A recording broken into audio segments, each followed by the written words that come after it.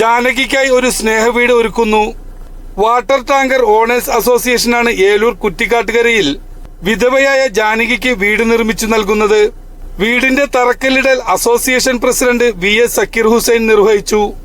Ward councillor Sini Babu അധ്യക്ഷത വഹിച്ചു. വീടിന്റെ നിർമ്മാണരേഖ നഗരസഭ ചെയർമാൻ AD സുജിൽ ജാനകിക്ക് കൈമാറി. വാഹനാപകടത്തിൽ പരിക്കേറ്റ് സാധാരണ ജീവിതം നയിക്കാൻ കഴിയാത്ത ജാനകിക്ക് ഒരു വീട് നിർമ്മിച്ചു നൽകുന്ന അസോസിയേഷനെ നഗരസഭ ചെയർമാൻ AD സുജിൽ അഭിനന്ദിച്ചു.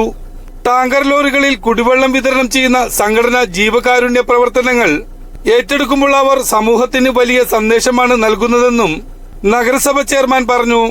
3 മാസം കൊണ്ട് വീടിന്റെ നിർമ്മാണം പൂർത്തീകരിച്ച് ജാനകിക്കും മക്കൾക്കും താമസിക്കുവാൻ താക്കോൽ കൈമാറുമെന്ന് association president VS Zakir Hussain പറഞ്ഞു. വീട് നിർമ്മാണത്തിനാവശ്യമായ സാമഗ്രികളും പണവും അസോസിയേഷൻ അംഗങ്ങളിൽ നിന്നു മാത്രമേ ശേഖരിക്കുകയുള്ളൂ എന്ന് സെക്രട്ടറി R രാമചന്ദ്രൻ അറിയിച്ചു.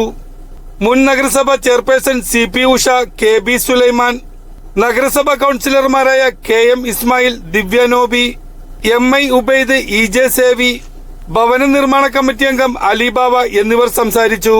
2 പെൺമക്കൾ മാത്രമുള്ള വിധവയായ ജാനകിക്ക് സ്വന്തമായി വീടില്ലാത്തതിനാൽ വാടകയ്ക്കാണ് താമസിക്കുന്നത്. നിരാലംബരായ ഈ കുടുംബത്തിന് വലിയ സ്നേഹത്തണലാണ് വാട്ടർ ടാങ്ക് ഓണേഴ്സ് അസോസിയേഷൻ ഒരുക്കുന്നത്. ന്യൂസ് 95 ഏലൂർ.